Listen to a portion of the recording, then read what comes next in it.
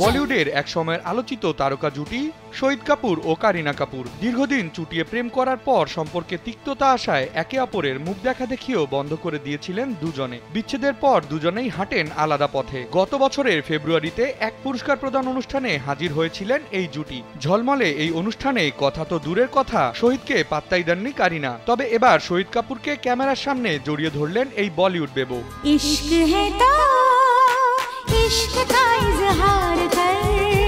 ভারতীয় সংবাদ মাধ্যমের জনপ্রিয় আইফা অ্যাওয়ার্ডের সংবাদ সম্মেলনে দেখা যায় মঞ্চে পাশাপাশি দাঁড়ানো করণ জোহর, শহীদ সহ অনেকে। এক পর্যায়ে মঞ্চে উঠেন এই বলিউড কুইন। এরপর খানিকটা সময় তারা কথাও বলেন। সেই মুহূর্তেই হঠাৎ দেখতে পাওয়া যায় এই বলিউড স্টারকে জড়িয়ে ধরেছেন কারিনা। মঞ্চের সেই ভিডিও ক্লিপটি নজরে আসে নেটিজেনদের এবং নেট দুনিয়ায় মুহূর্তেই ভাইরাল হয়ে যায় ভিডিওটি।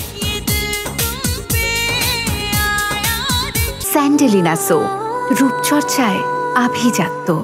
কারিনাকে জড়িয়ে ধরা এবং তার সঙ্গে কথা বলার ব্যাপার নিয়ে ভারতীয় গণমাধ্যমের প্রশ্নের উত্তরে এ অভিনেতা বলেন, এটি আমাদের জন্য নতুন কিছু নয়। আমাদের আজ মঞ্চে দেখা হয়েছে, তবে আমরা এখানে সেখানে একে অপরের সঙ্গে দৌড়াদৌড়ি করি। এটা আমাদের জন্য সম্পূর্ণ স্বাভাবিক ব্যাপার। মানুষ যদি এটাকে ভালোভাবে নেয় তাহলে এটা ভালো।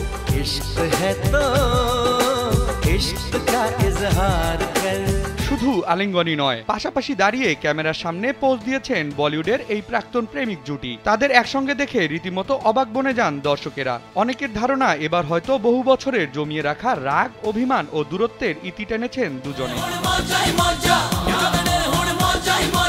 ভাইরাল হওয়া ভিডিওটি শেয়ার করে এক ভক্ত লিখেছেন, নিজের চোখকে বিশ্বাস করতে পারছি না। অনেক কন্টেন্ট ক্রিয়েটর আবার তাদের একসাথে হাসি খুশি কথা বলার ভিডিওতে শহীদ কারিনা জুটির সুপারহিট সিনেমা জাব উই মিটের তুমসে হি গানটি অ্যাড করে ভাসিয়ে দিয়েছেন সোশ্যাল মিডিয়ায়। সেই ভিডিও দেখে নস্টালজিক হয়ে অনেক ভক্তরাই দাবি করে বসেছেন সিনেমাটির সিকুয়েলের।